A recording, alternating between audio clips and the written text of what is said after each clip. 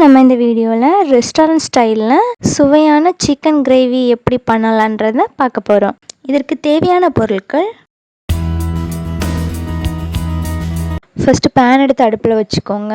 Pan heat ஆனதுக்கப்புறவு தேவையான அளவு எண்ணெய் விட்டுக்கலாம். எண்ணெய் ஹீட் ஆனதுக்கப்புறவு பட்டை, கிராம்பு, ஏலக்காய், பிரிஞ்சி இலை இவ்வளவும் போட்டு லைட்டாக அந்த எண்ணெயில் வறுத்துக்கலாம். அப்புறம் 3 பெரிய வெங்காயம் கட் பண்ணி வச்சுருக்கிறேன் ஸ்லைஸாக, அதையும் போட்டு நல்லா வதக்கிக்கலாம்.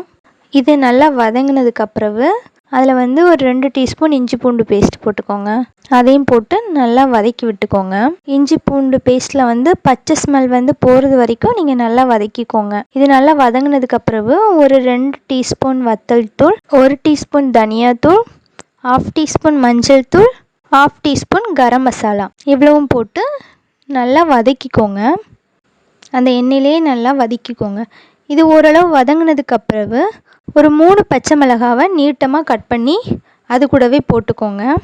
இதில் நம்ம 2 பெரிய சைஸ் தக்காளி கட் பண்ணி வச்சுருக்குறோம். அதையும் போட்டு நல்லா வதக்கிக்கலாம். இது வதங்குறதுக்கு கொஞ்சமாக உப்பு போட்டுக்கலாம். தேவையான அளவு உப்பு போட்டு நல்லா வதக்கி விட்டுக்கோங்க.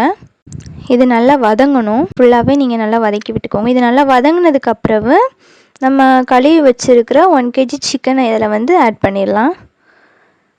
ஆட் பண்ணி எல்லா இடத்துலையும் அந்த மசாலா படுற மாதிரி நல்லா மிக்ஸ் பண்ணி விட்டுக்கோங்க. இப்போ நல்லா மிக்ஸ் பண்ணியாச்சு. இப்போ சிக்கன் வேகிற அளவுக்கு நம்ம தண்ணி விட்டுக்கலாம். நான் ஒரு 2 கப் தண்ணி விட்டுருக்கேன். ஒரு சின்ன கப்பில் விட்டு எல்லா இடமும் நல்லா கிண்டி விட்டு ஒரு மூடி போட்டு வேக விட்டுடலாம். சிக்கன் ஒரு 15லேருந்து 20 நிமிஷம் வரைக்கும் நல்லா வெந்தால் தான் நமக்கு நல்லா குக்காகி கிடைக்கும். இதை அடிக்கடி மூடி எடுத்து கிண்டி விட்டுக்கோங்க. அடி பிடிக்காமல் அப்பப்போ கிண்டி விட்டுக்கோங்க. இப்போ ஓரளவு நல்லா வெந்துடுச்சுது. இதில் நம்ம தேங்காய் பால் ஆட் பண்ணலாம். 1 கப் தேங்காய் பால் எடுத்து வச்சுருக்கிறேன். அதை இது கூட ஆட் பண்ணிடலாம். கட்டியாக பிழிஞ்சு வச்சுருக்கிறேன். இது கூட ஆட் பண்ணி இதை ஒரு 5 நிமிஷம் நம்ம நல்லா கொதிக்க விட்டுக்கலாம். தேங்காய் பால் விடுறதுனால கிரேவி இன்னும் கொஞ்சம் நல்லா கிடைக்கும் நமக்கு. இப்போ நல்லா சிக்கன் கொதிக்க ஆரம்பிச்சிடுச்சுது. ஓரளவு நல்லா வத்திடுச்சுது. இப்போ நமக்கு கிரேவி ரெடி ஆகிடுச்சுது. இதில் லாஸ்ட்டாக நம்ம கொஞ்சம் கொத்தமல்லி போட்டு ஃபைனலாக நம்ம இதை ரெடி பண்ணிக்கலாம். இந்த கிரேவி நீங்கள் ரெஸ்டாரண்ட்டில் சாப்பிட்ற மாதிரி ரொம்பவே டேஸ்டியாக இருக்கும். இதை நீங்கள் வீட்லேயும் ட்ரை பண்ணி பாருங்கள். ரொம்பவே அருமையாக இருக்கும். இது போன்ற வீடியோஸுக்கு நம்ம சேனலை சப்ஸ்கிரைப் பண்ணுங்கள்.